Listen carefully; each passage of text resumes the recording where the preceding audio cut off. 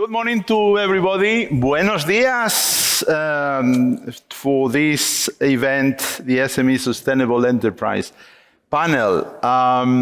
So we've got great speakers here today, but this is going to be a panel where I would also love to have your active participation and your ideas. I think we've seen the challenges that have been presented today. We have started very strong in the European Commission about the Green Deal. The idea was very much about pushing for the twin transition, sustainability, digitalization of companies, and this is indeed very much on the top of the agenda. I think the future is very much about making companies sustainable and digital, because by means of doing that, they will be more competitive and they will be resilient. The thing is, as been said before, there has been important crisis. Inflation is high. We've seen the war against Ukraine. We've seen as well the challenges of COVID. So I think there has been some question marks that we saw already in the last SME assembly in Prague. SMEs questioning whether we should be moving ahead in this direction, whether they should be able to report on their sustainability plans whenever they are asking for funding. Since then, and in the light of the relief package, the Commission has said, well, we have heard you, we understand that there are concerns, that you have concerns, that you are very much focusing on getting the liquidity to be able to pay your suppliers, or that you are able to pay your workers. So perhaps you don't have that liquidity, that money, that finance that is needed for making the transformation that you need in order to become sustainable and digital. So this is something that has been recognized in the relief package, and in the relief package we also put forward some concrete ideas to soften the reporting obligations for SMEs whenever they go to a bank, for instance, to ask for finance. So I think the idea of today's session is I would love that you don't just simply complain about the situation for SMEs. I think I would love to have excellent ideas, good ideas, practical solutions, so that SMEs can embed the twin transition, the sustainability and the digital transition in their models. So I'll give the floor now to Gerardo de Lusenberger. He's going to be moderating the session. I want you to be pushy towards our colleagues here so that they can provide good ideas, good solutions for the future. This is also about implementing what has been put forward in the relief package, but it's also about designing the way the next Commission is going to support SMEs and the transformation of SMEs. So welcome, and Gerardo, co-creative flow facilitator, hosting this in a participatory leadership approach. We have to make it the best out of this panel. The floor is yours, please. Thank you, Bonifacio. So welcome, really welcome to this session. This is the fourth session about sustainable enterprise. So every assembly in the last years, started from 2020, we had several sessions like this one, okay?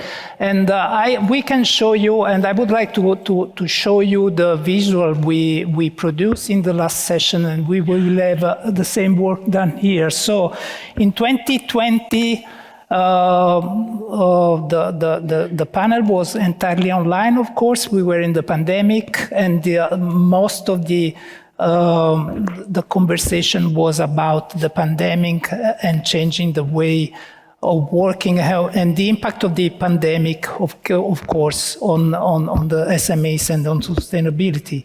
In 2021, we were talking about towards a greener economy, so we started to work on that.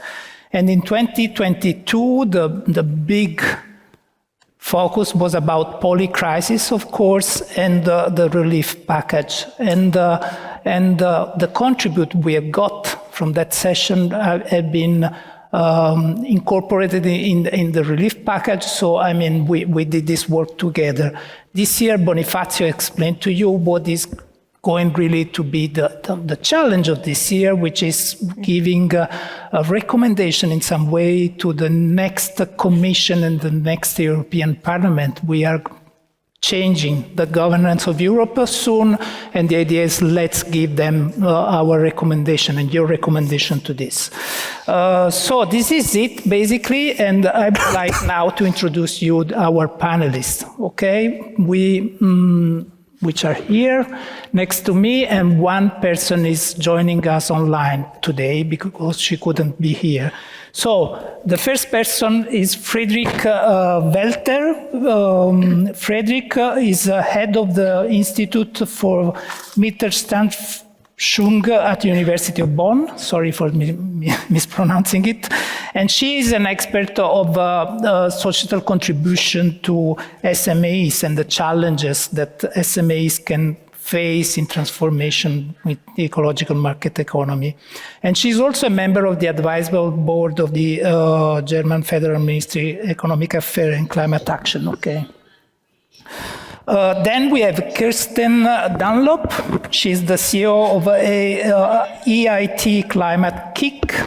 So she has been a pioneer of sustainability in some way and the transformation of industries and SMEs through innovation towards a zero emission economy. World, yeah, I would say, not just and she has been working in many different sectors. It's impressive, and I really invite you to check on the app the profile of all these people, because I can just say a few words about them, but they have a very interesting profile, all of them. We have online Ute Stefan. Ute is a professor of entrepreneurship at the King's Business School at King's College. She's joining online. You see the King's College on her background. And she is an expert of psychology, but also the relationship between entrepreneurs and society in some way. How the entrepreneur can shape society, how societies and culture can shape entrepreneurship. So that's her main focus of research. And we have Adelaide Bijboek, okay, which is there. And Adelaide, she's an entrepreneur. She's also a PhD, an electromechanical engineer. And she founded 3 years ago GreenZ, which is a company that is working on compost, making compost easy for everyone, even at home. So that's the idea. And the last panelist is Lorenzo Giornelli. Lorenzo he works, actually, he's the director, and he works in the administration of a company that is called Ceramiche Noi. It's an Italian company producing ceramics owned by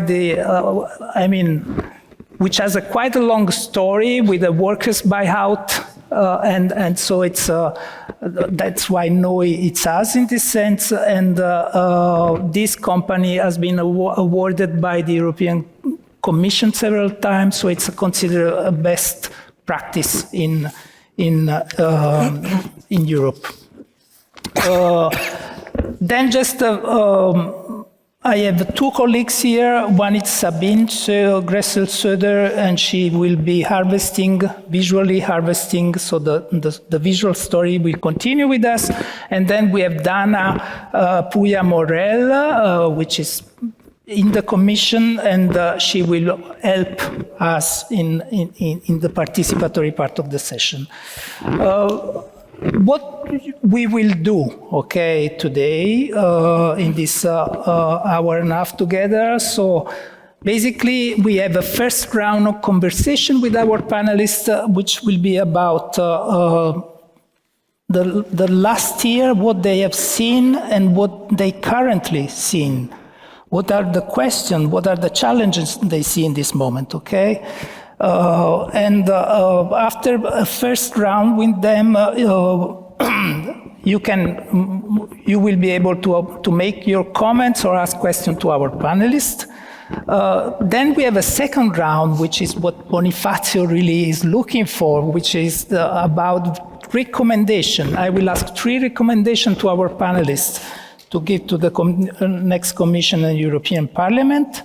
And then you will have some time to discuss together your own recommendation or the recommendation you have heard from our panelists. So if you want to endorse some of them, modify some of them, or you have your own, and you will be able to present them, at least some of them, but we will be harvesting all of them in any case.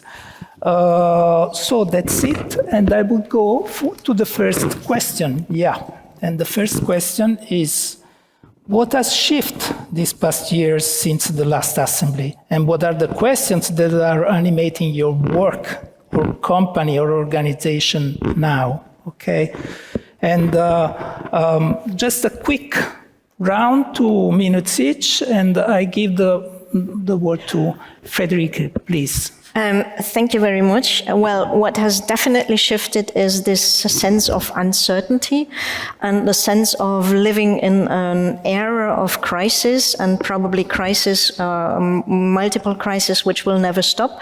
So when we talk to SMEs, sometimes you get this feeling of they are overwhelmed, but at the same time they are looking for solutions, how they can actually themselves and the business cope with the crisis, whatever energy crisis, the Russian war on Ukraine, etc., etc. And they also see the opportunities within this era of complexity and uncertainty. We also kind of reflect that in some of the research we have been doing or are doing since the last year. Of course, one of our main topics still is framework conditions, so also including regulations, regulatory framework. And I think we'll be talking about that when it comes to solutions recommendations as well, because we do need something which is predictable, which is a bit insane, saying we live in an era of complexity and uncertainty. The open question is, how can we best develop such a regulatory framework which is tuned into SME needs and not just into the needs of large businesses? We see that it has a strong influence, bureaucracy has a really strong influence on SMEs, affecting investment and innovation decisions. Climate change, climate risks, adaptation to climate changes through SMEs is another part we've been doing a number of studies in. And it's quite interesting. If I were to summarize, I would say it's the person or the persons that matter. Basically, it's the mindset. Do they see this just as a challenge, or do they actually want to turn the challenge into an opportunity? And just to give you very briefly 2 figures, 2 out of 3 SMEs, and this is a German study, plan to invest in green products and production processes by 2025. I think that is really encouraging. A third want to adapt product and services. Nearly 30% want to develop new products, and 25% turn to new customers.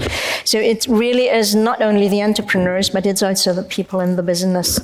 And the last thing is something we have started working on, and that is actually looking into how we can use different sorts of foresight methods, both to distill research questions with practical implications out of the research debates, the academic debates, but also looking into can we actually give some kind of tool to policymakers and SMEs when it comes to this turbulency? So could some of these things have been foreseen? This is experimental. We have colleagues in the Institute working with machine data and artificial intelligence methods. And in hindsight, they can already identify the trends, which is promising, but now we need to apply it to looking at things in foresight. Thank you. Thank you very much. Kirsten.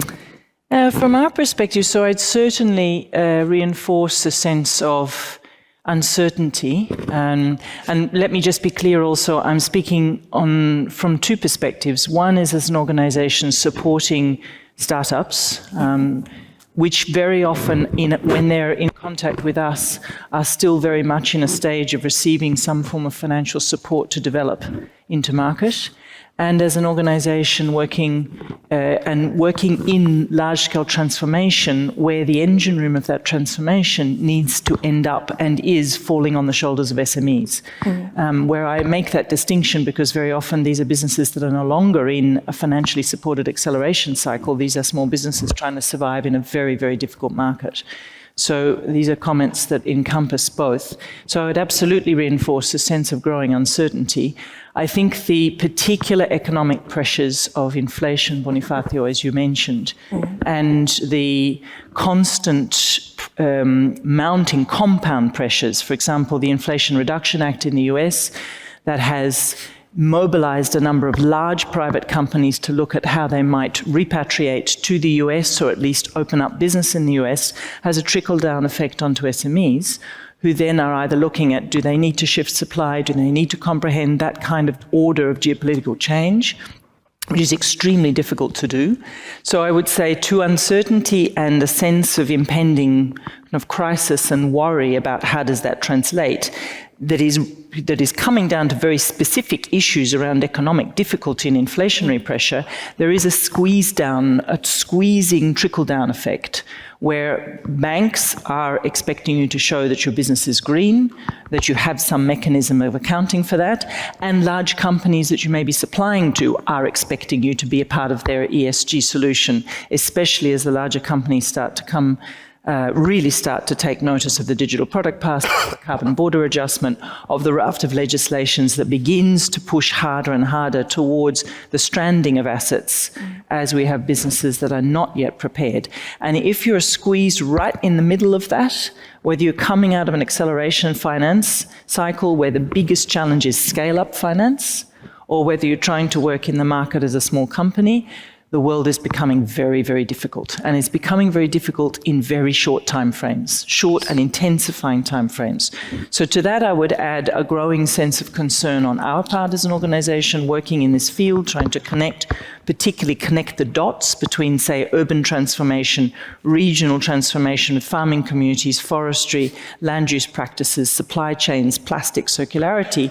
What we see is pressure on all sides, and very often, as you rightly said, it comes down to individuals and their personal resilience, their individual personal resilience to cope with the stress of the uncertainty as a business owner, as an employer of other people, as a sense of trying to make sense of what are the tools that I can actually use, not the tools that sound like they're aligned or in the interests of SMEs, but practically useful, accessible, affordable from a time and bandwidth perspective.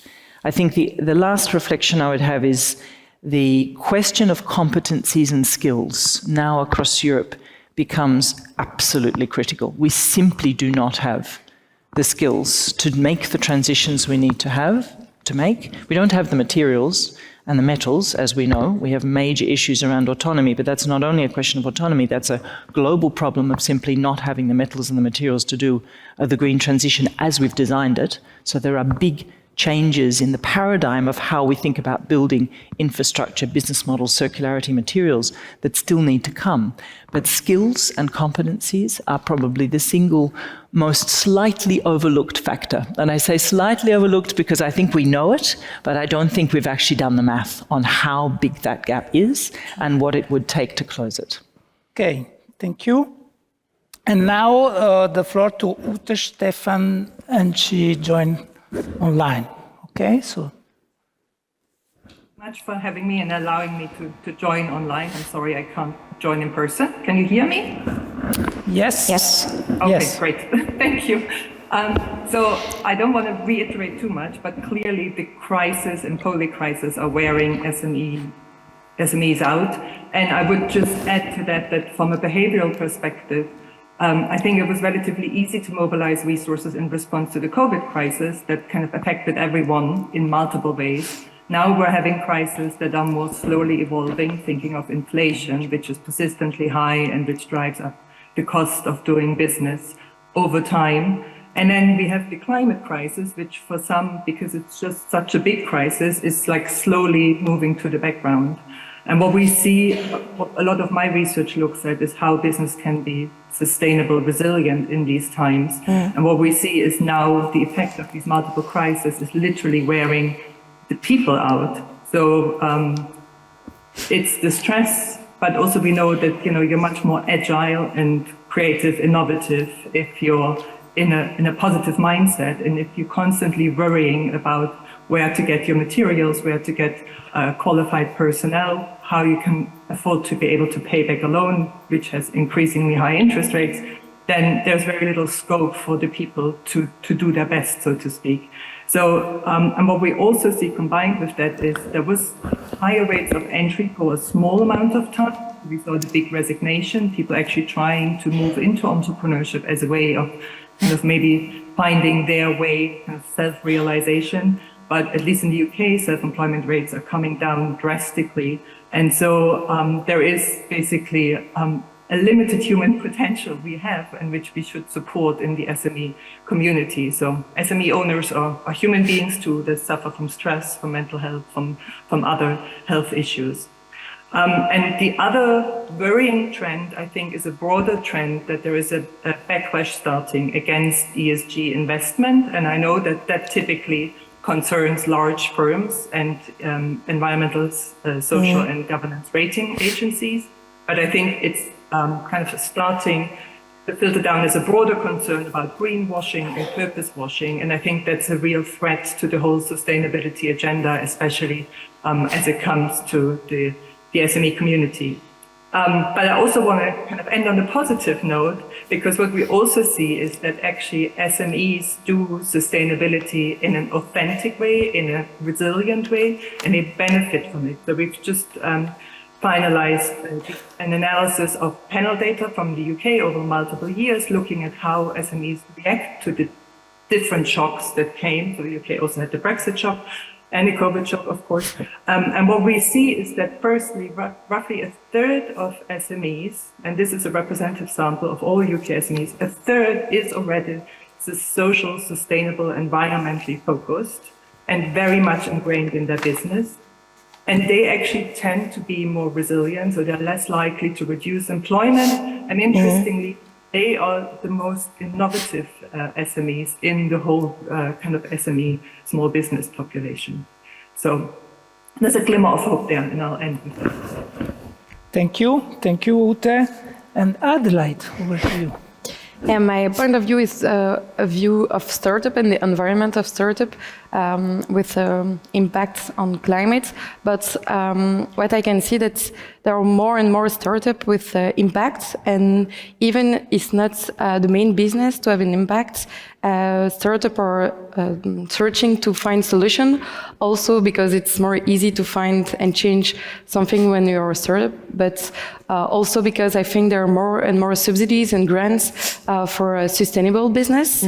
For us, it was also more easy to find money to be more impactful, and I think it's also the way of other startups. I can say also that it's more easy to find money from a bank and a regional loan. It was very surprising because it's really the changement with impact. But it was more difficult to raise money in equity. And I think the real difficulty is to find funds when we have impact, because for us, the main KPI is on impact. also financial, but for a fund and for a business angel, the first way is financial. And I think that's something that can help startup with impact. It's to have tools or help to find equity when the main business is on impact. Thank you. Lorenzo? Thank you. So from our side, sure, from last year was changed something in better because after COVID crisis, we are repurchase all new machinery from Industry 4.0 with many difficulties, in particular in the final system. But we improve a lot of when we restart because we are a regenerator company. 4 years ago, we are bought our before company and restart, like worker buyout institute that in Italy is very important, and become a cooperative. So from simple employers to entrepreneur ourselves. When we restart, we put a very sustainability part because we think that sure can distinguish the product, in particular around the world, in particular with a lot of market, because we export more than 90% of our product. USA market, French, Australia, all find the sustainability, but sure, sustainability is not simple to apply, is not simple to improve because it's expensive to the start with the sure. But in the future, you come back a really important thing about this. In fact, we look the future in this way with the future important sustainability investment because we are one of the first company that can be try to introduce in our self-firing system that's very big, the hydrogen-like fuel. Hydrogen-like fuel produces by ourselves inside our factory. Sure can be a goal, but sure will be support not only for us, but in general for the European Commission and for the new European Commission impact that will start next year. In fact, for all tools that last year we put, because we are energy company, we are use more than 600,000 meter cube of gas every year, and last year was destroyed our company. Energy crisis sure will have worse for us that pandemic, because in pandemic we are not move, we not work, but not lost money. During the energy crisis, you produce because it was an incredible commercial last year, but you produce for you understand and know that possibly you lost money because the energy, the cost of produce is too much. But if not produce, not can sell and not have a future about the market. Sure can do it and did it with one of the most important, that is the cooperation, because we are a cooperative that helps to our fund, helps to our association. And I think that is a good point of start for the future also in Europe, to can improve the collaboration to the enterprise, to the association, to the European Commission, and all people that can do something for each other, because it's important to remain informed of what happened. Thank you, Lorenzo. Now we can just check if there are some questions, a couple of questions I would say, or if we have any question from the online, of course. It's working? I think it's working, yeah. Hi, Ciprian Stănescu from Romania. I have a question about capital and the relation between SMEs and sustainability. If it's Spain, Sweden or Romania, it's less important, but in the same time in all these countries and across Europe, SMEs that want to become more sustainable, like we heard in the example from the UK, with 1/3 being more resilient, they need capital. to transform and become more sustainable. So, and this type of capital is quite expensive. Not just expensive, but hard to find. How do you see, or what would you like to see in the EU at the policy level or at the private level that supports SMEs to actually have access to cheaper and faster capital to actually develop, the skills that you said that are completely missing, but also the industrial processes that we need to invest in to become more sustainable? Because it sounds really good. Let's all become sustainable. But surprise, surprise, that's not cheap. Thank you. Yeah. Okay. Let's see if there is any other question. There's one hand up in the back of the room. Yes, thank you. Good morning. My name is Stefano Malia. I'm the president of the Employers Group in the European Economic and Social Committee. And I wanted to pass one comment and maybe ask one question. The first comment is on the observation made that SMEs need certainty and predictability. I totally agree. And it was suggested, of course, that this can be provided by the legislative framework. However, I must say that one of the big problems is indeed the legislative load that we have been facing in the last years. I know this is old hat, and I know that everyone has heard it before, but yet we are not seeing enough effort in the direction of removing or reducing the administrative burden. Just one figure, since 2017, 850 new pieces of legislation have been put on companies. Yep. So that's on one in terms of the comment. In terms of the question, it was I forgot who referred to the difficulty of sourcing the materials for the Green Deal. And in fact, one of the questions as employers that we are asking is whether we should take a small break and reassess a bit where we are with the Green Deal, what targets have been set, and whether we can really and realistically achieve them with methodologies, technologies, and materials we have. So I would be keen to understand whether you have a view on this as well. Thank you very much. And we have no questions in the app. Okay, thank you. So, what about capital? Who wanted to? I'm happy to start. Yeah. So this is actually one of my principal concerns, the question of capital. If I give an example of one of the startups that we've supported, it's gone through incubation, 2 waves of accelerations, picked up funding from Climate Kick and from Unido, and I was with them in Vienna last week.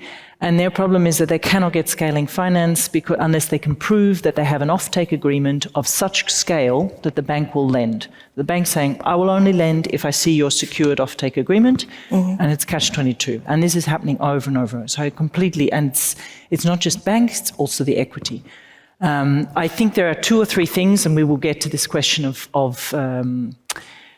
the solutions, but broadly, the piece that is missing for me still in the legislation around the SME and the SME relief package is explicit green transition finance. Not only digital transition, but really explicit green transition. And that's because very often green technologies are hardware.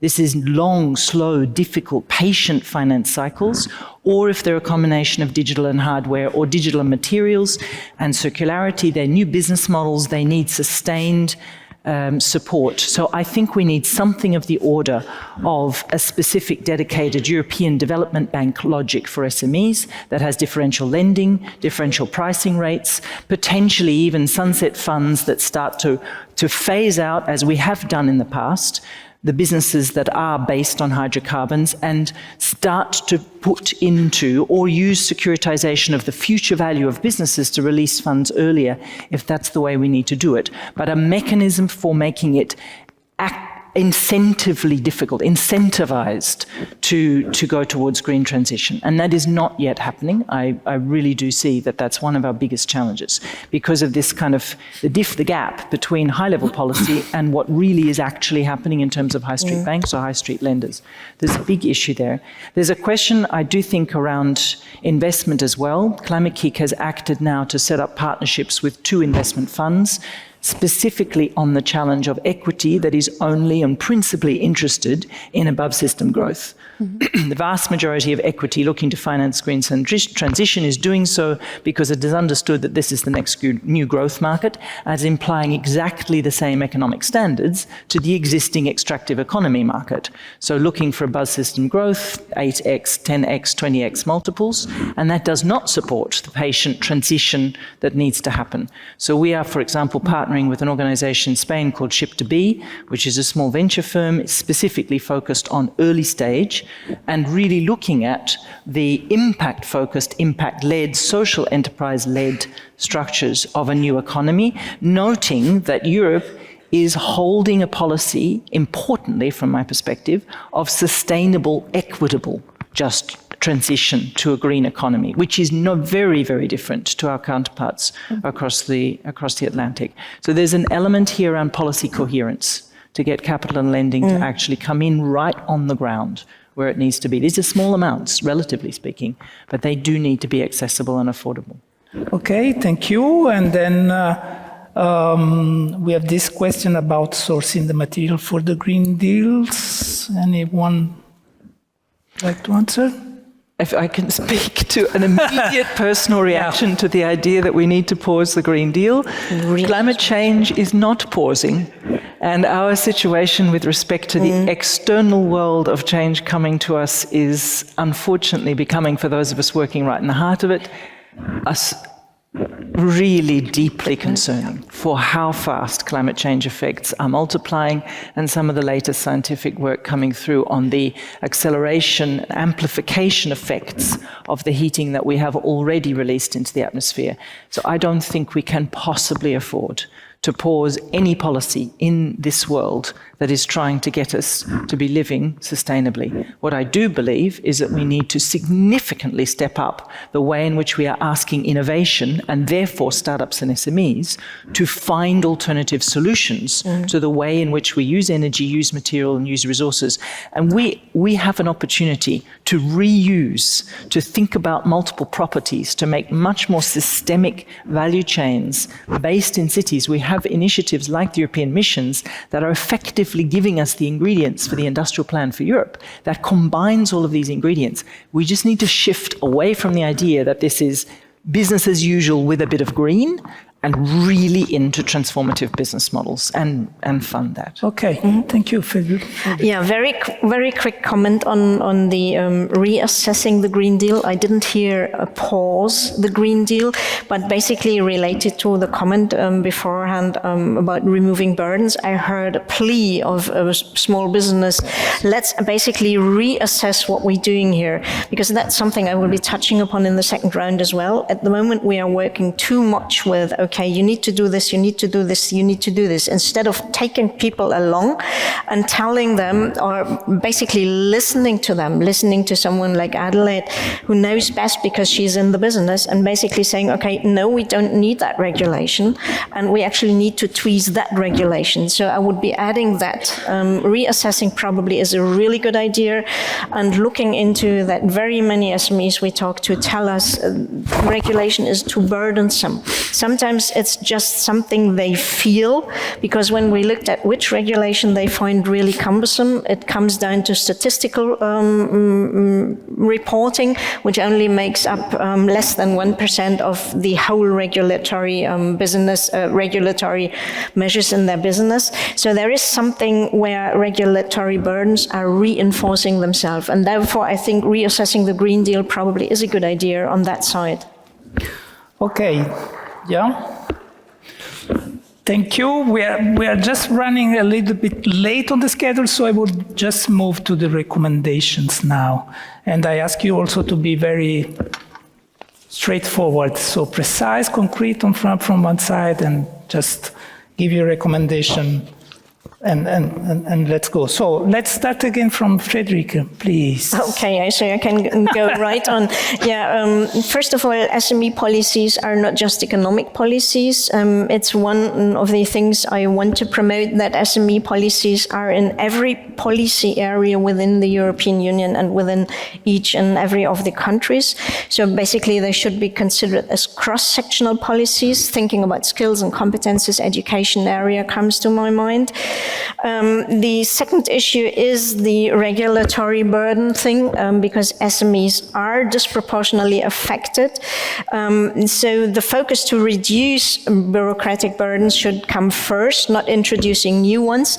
But I think one of the things here which could be a recommendation for the Commission is think of what should be done when you introduce new regulations. These should incentivize, you said that as well. They should basically help businesses. They should not punish them, and they should not abolish things. And that is very tricky because, especially in my own country, the policy we have at the moment is a policy of obey and order. And there is some research showing if we move towards a regulatory stance of saying, okay, a more risk-based approach, you have a regulation and you leave freedom to SME owners, how to fulfill that instead of punishing them, that would be really good.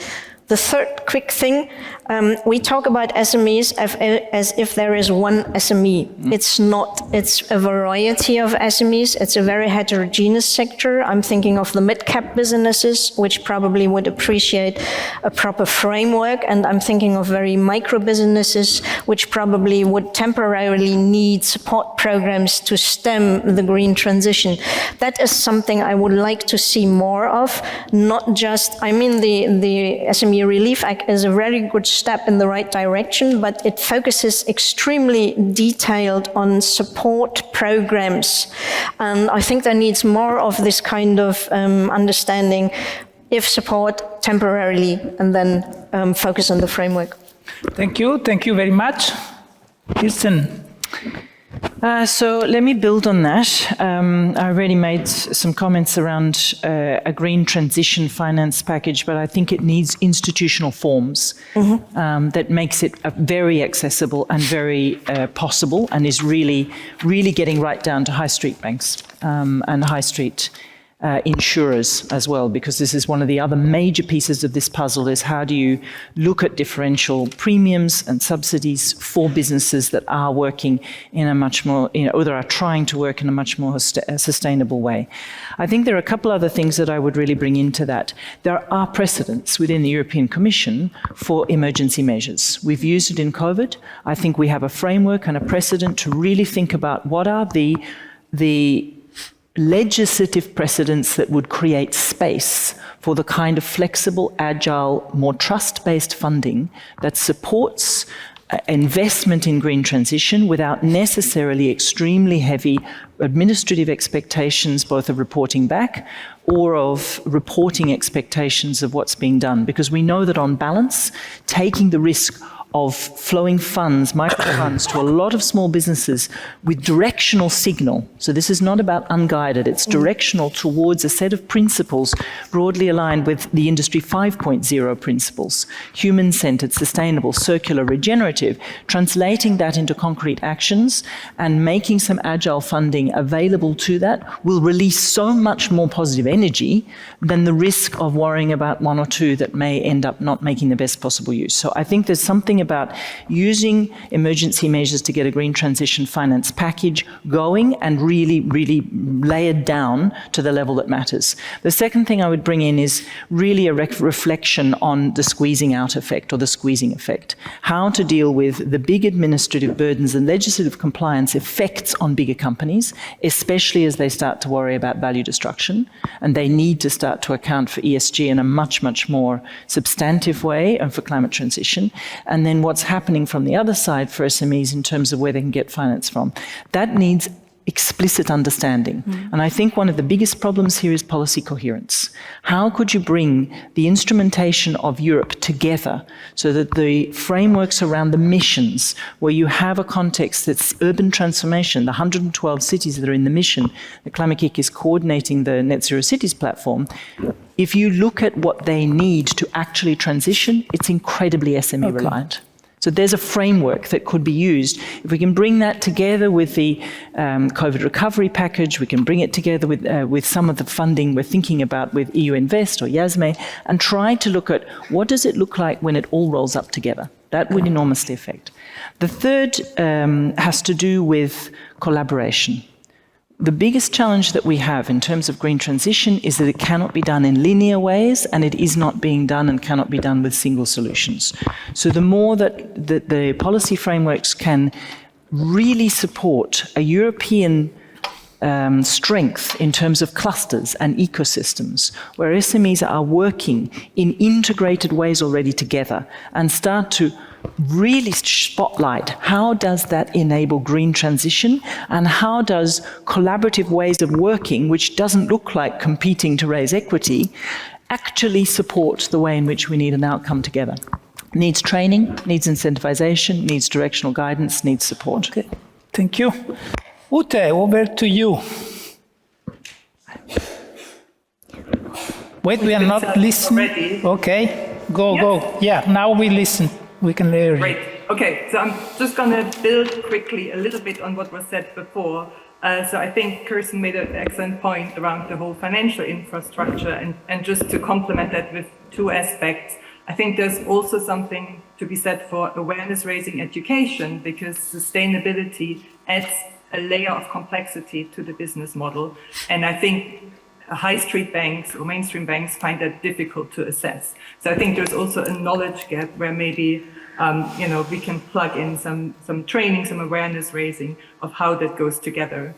Because if in doubt, banks tend to shy away from something that is perceived to be risky, but may actually end being more sustainable and resilient. The other point also, what we see in our data is that sustainable business tend to be proportionately more located in deprived, poor areas.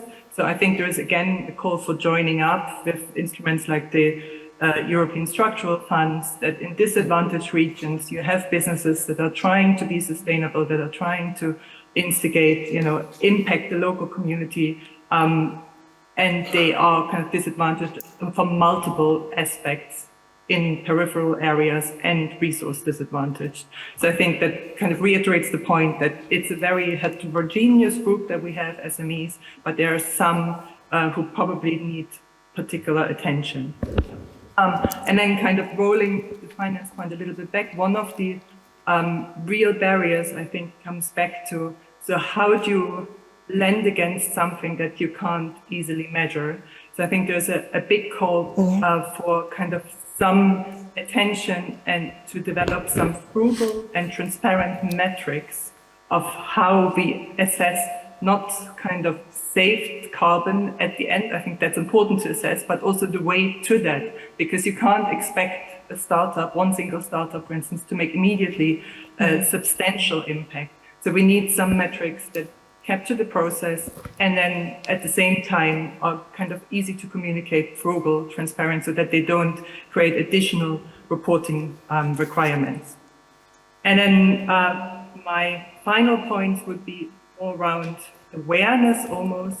I think we tend to underestimate how much customer demand there is for sustainability, how much especially young generations pay attention to this. And while we think it often gets squeezed out by kind of cost of living crisis and similar things, I think there is also something to proactively intervene and say the climate crisis isn't going to go away, it is going to get worse.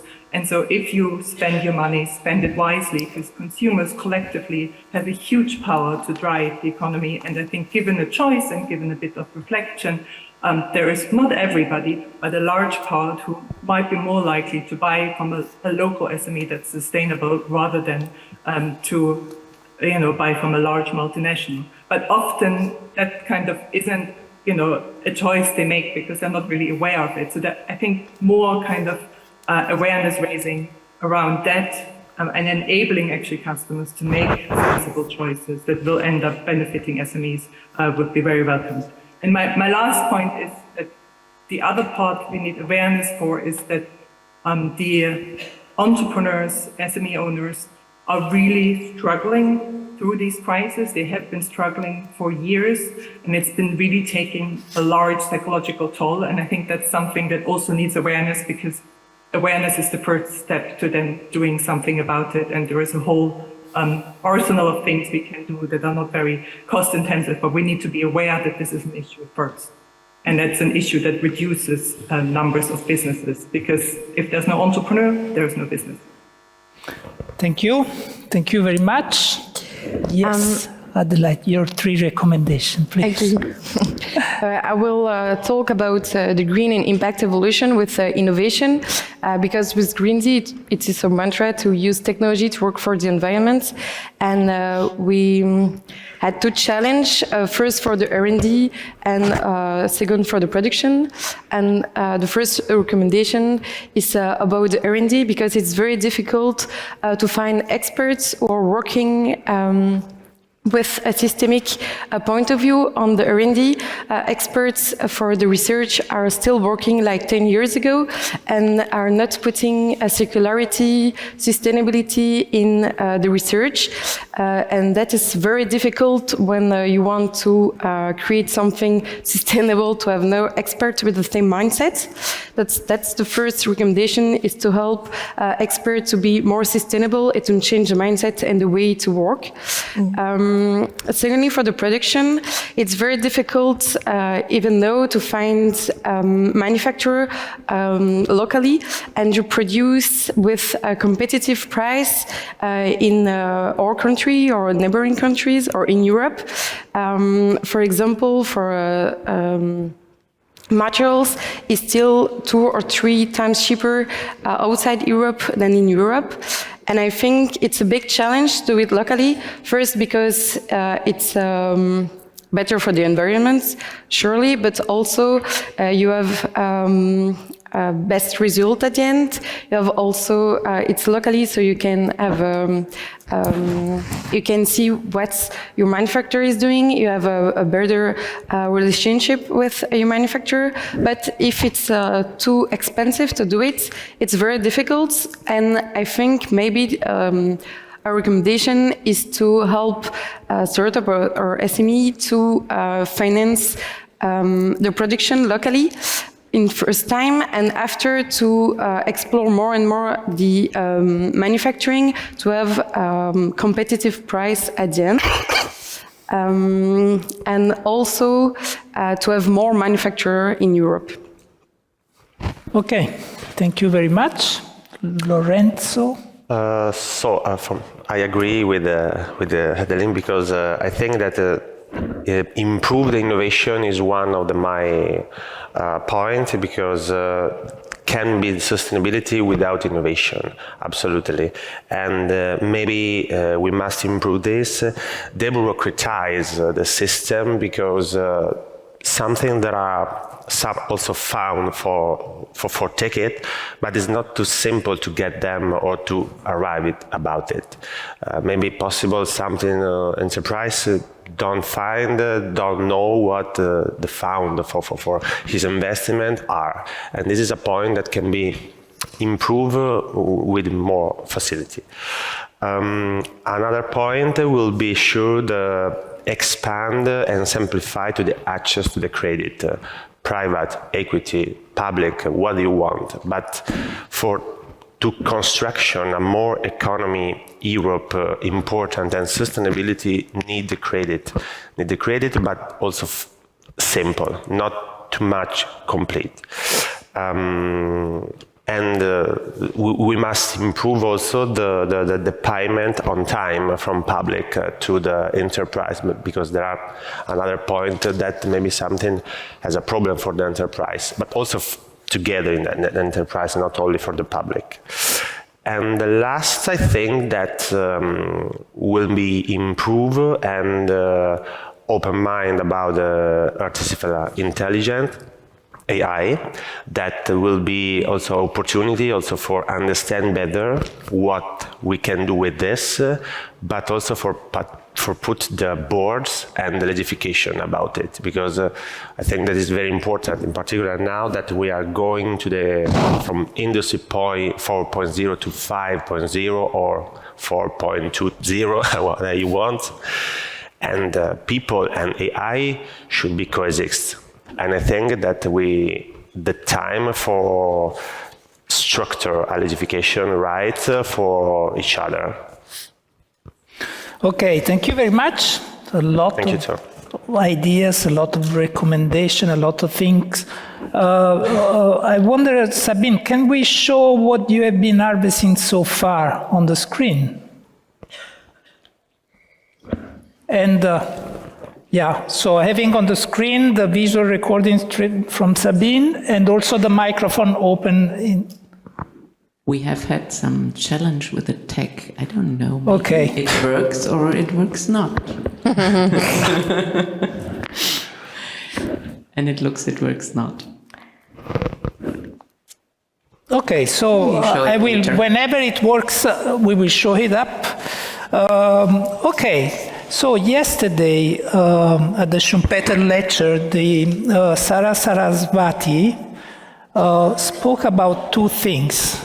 Or she spoke about a lot of things actually, but I got two very clear messages from them, from her. One is co-create, so work to co-create together, and the second one was ask. Ask, support, ask, precise thing we also have seen Steve Jobs asking. So now it's over to you. I invite you to work in small groups. You can just choose your partner in the conversation. Maybe you can not talk with people you already know, but it's up to you. I mean, choose someone, take some time and reflect on the recommendation you have heard. Maybe you want to endorse some of these recommendations, or you would like to make your own recommendation, okay? Which should be as much concrete as possible, as much feasible as possible.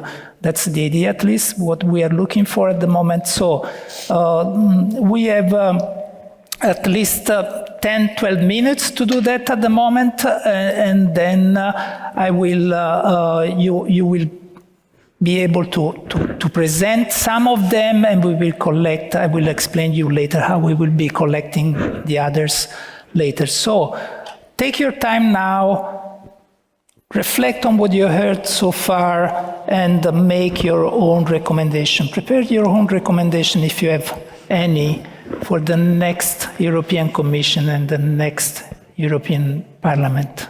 So you probably know, and you've been already using Slido. You can just pick the QR code. You got to a website.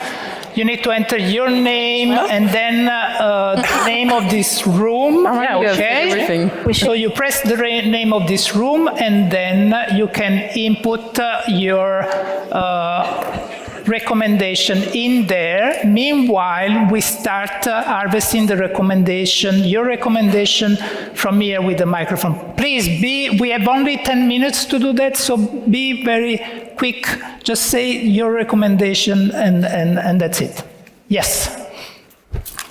Policy towards entrepreneurs is important, entrepreneurs' mind shift, but in our view, and we collaborated with these people here, was the focus on mind shift of entrepreneurs especially. And what can the European Union do in order to support and stimulate risk capital to invest in our green transition? Thank you very much.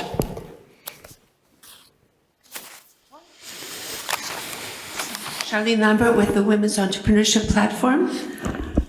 We need to get everyone on board, to get all of the creative ideas that everyone has. And we would emphasize the need to support, in particular, target groups that are currently not well represented in entrepreneurship. And these include women, youth, migrants, and rural women who are at the forefront of the energy, at the circular economy. Second idea is that we need to ensure that the existing SMEs are able to scale up and compete and with the energy transition. And to how are we going to support small businesses with the energy transition is our question. Thank you very much. One recommendation is just to shift the cultural transition of the European citizens. Either the private or the public sector, we need to have the common mindset, because sustainability is not just technical solution, it's a collaborative mindset with specific measurable impact. And that is very important. Even on the public sector, we have to start thinking entrepreneurial to support the SME and the startups. Mm-hmm.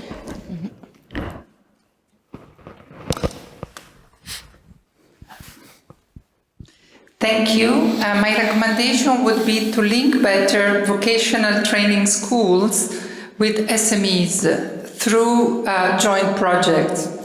This will bring innovative ideas and skilled people to SMEs and jobs to the youth. Thank you.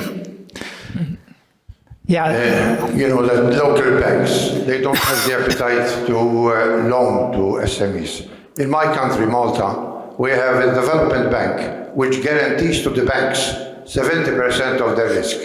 And it is working. And another idea is that I am a director of Malta Enterprise. It's a government entity, and we assist startups up to the tune to about $500,000 each startup. Thank you.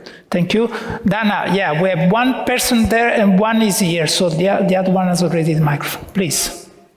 Johan Barres from Accountancy Europe. Our recommendation would be for the European Commission to set up a pan-European free-to-use carbon footprint calculator for SMEs available in all EU languages. It should be modeled along some examples like the Danish climate compass, which we understood has been quite a good success. Mm-hmm. So this would really, really help SMEs. Thank you. Hello, Fabienne from Touchpoints in Luxembourg. We haven't talked a lot about the skills shortage in Europe, as mentioned before. And my recommendation would be to have a conversation about migration policies in Europe and how they can help, support, or how they are blocking the skills shortage right now, because we're competing for skills between European countries, and we don't have a plan on what kind of skills and how we're going to bring skills to Europe, and we're missing this conversation here. Okay. Dana, we have another hand. Yeah. No, over there. She's okay.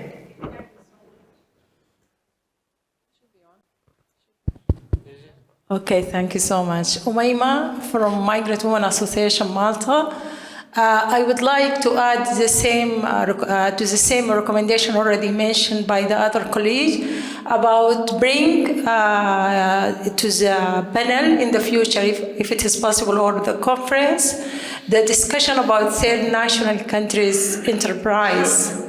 The channel and the opportunities, and even capacity building for the enterprise or business that is left out or left behind because of the channel or the crisis that is happening in Europe. Thank you. Thank you. Just one more, and then we stop. Thank you.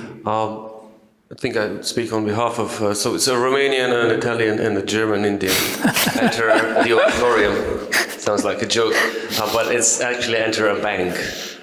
So we believe that we need to add one letter, first of all, so it's MSME, which is that most, at least in some parts of Europe, we talk more about micro than just SME, so micro and small.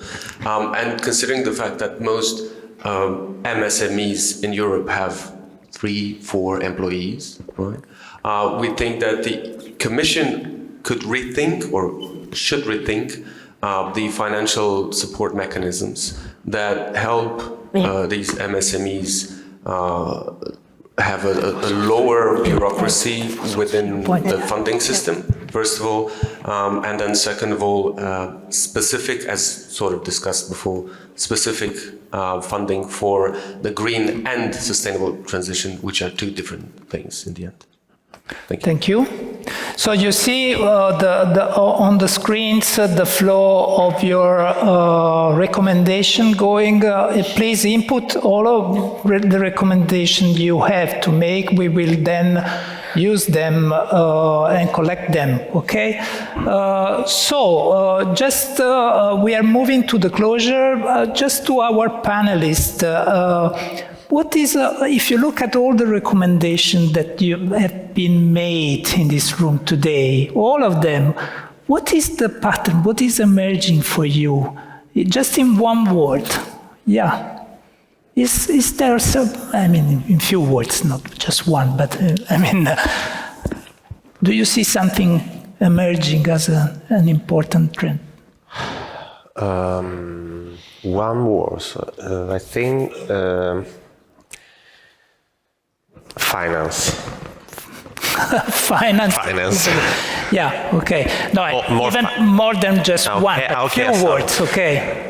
Sure, I think that for now it's more helps to the retake and come to the business about the lost money of the last year.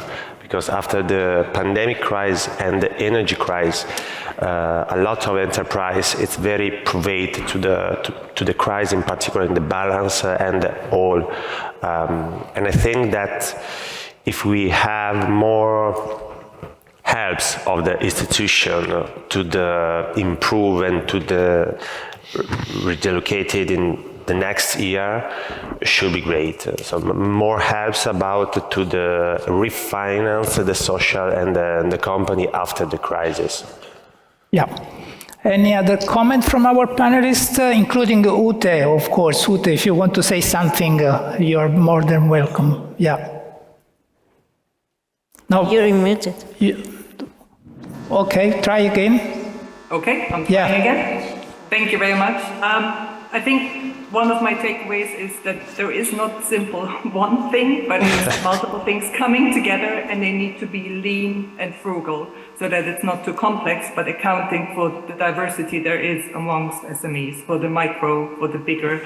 But, again, this sustainability makes things a little bit more complex, and if, we need to educate everybody along the line, from the finance providers to kind of supporting entrepreneurs, maybe even the sustainability vouchers, to try and experiment how they can enhance the sustainability of their business. Thank you. Yes, please. There is one more thing which comes through from listening to all the discussion here, and that is, don't see SMEs as the problem, but they are mainly the solution for all these problems. So which would be a shift in how we actually approach policies as well.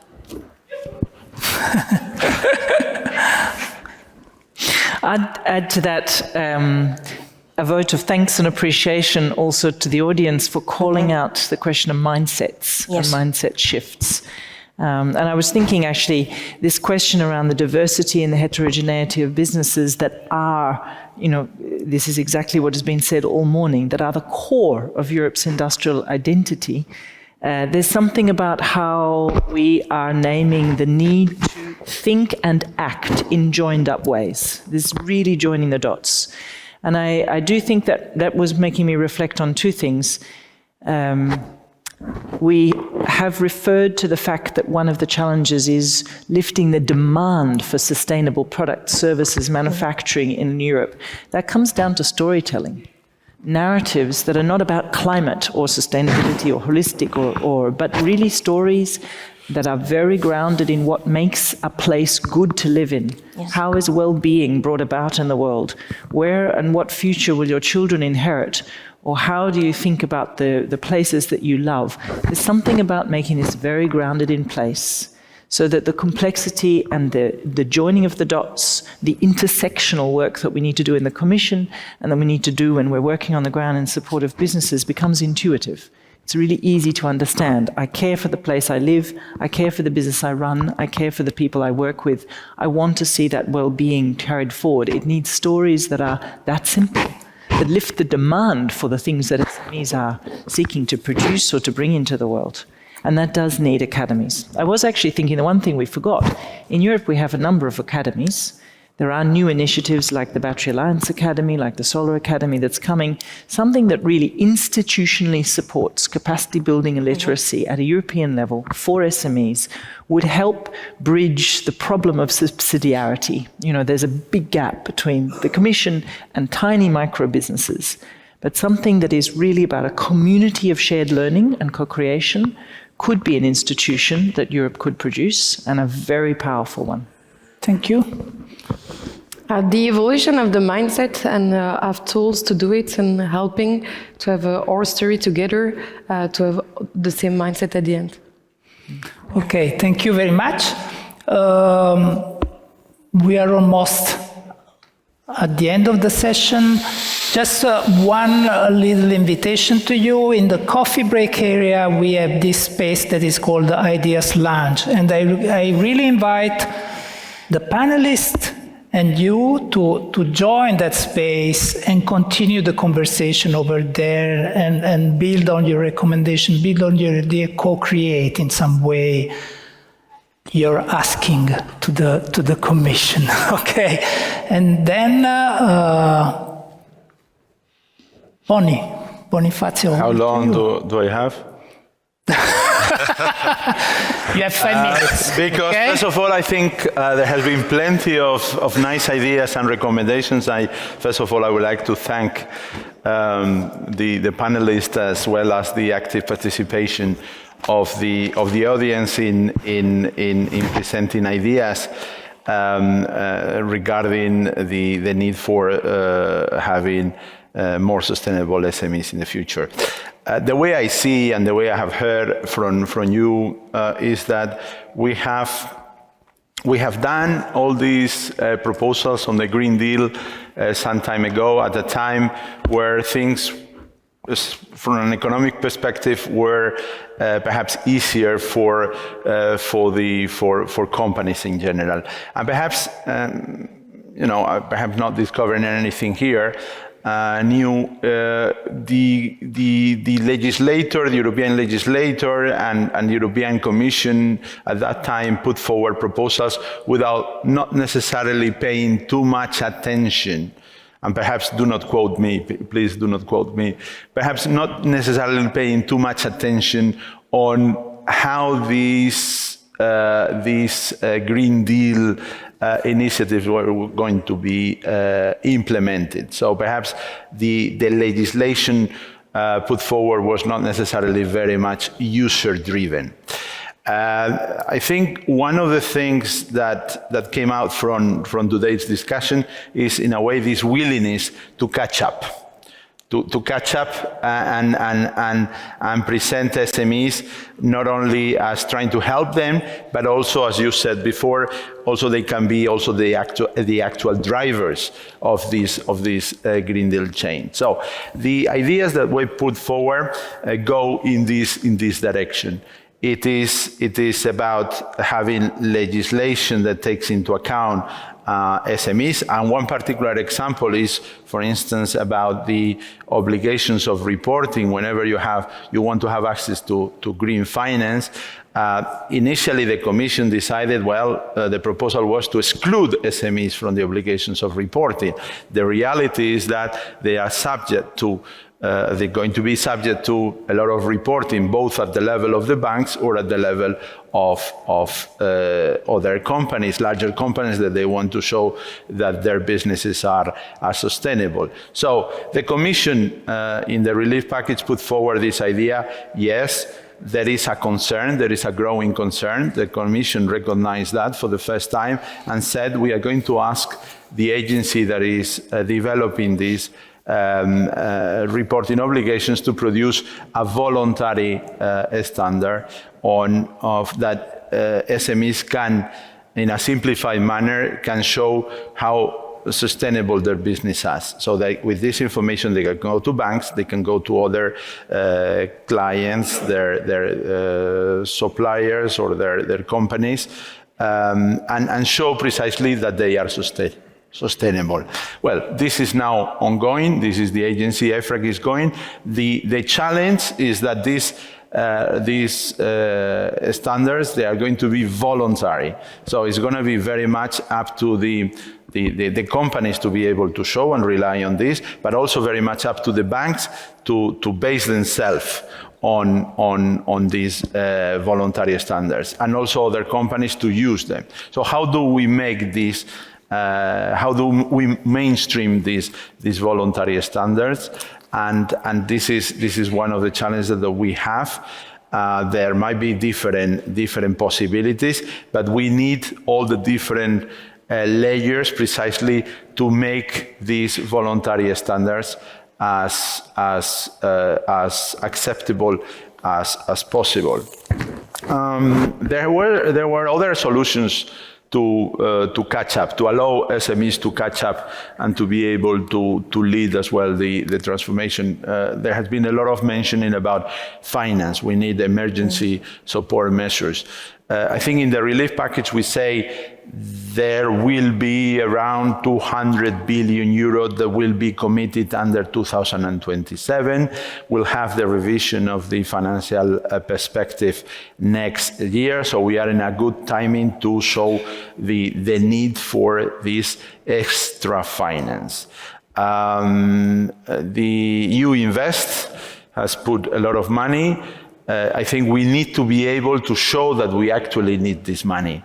I think, and this is about providing us data. It's about providing also that so far what it is there is probably not sufficient. And there was some mentioning before about using structural funds, cohesion funds. I think this is also very important. It also links with this idea of mainstreaming the need of sustainability for SMEs. So it's a huge exercise. It's in a way a cultural approach. It's about catching up at the level of the Green Deal. Other ideas were very much focused on shortage of skills. I will invite you to have a look to the press release that will be published today, precisely, where the Commission is publishing the results of a Eurobarometer on shortages of skills. In the past, I don't think this was an issue for companies in general, access to skills. Now we see, particularly in the context of this Eurobarometer, that this is one of the three main problems. It is perhaps not as important with regard to the implementation of the twin transition, sustainability and digital, but companies are indeed, and we see that this is becoming more and more of a problem. So this is what I wanted to say. So thank you very much for all these ideas, because I see that they all go into the same direction. It's about helping SMEs to catch up to these political commitments that we assumed some time ago. Perhaps our policies were not necessarily very much user-driven or tailored to SMEs. Now I think it is the time to come forward with concrete ideas at different fronts. And this is not something that is only for the European Commission or for DG GROW.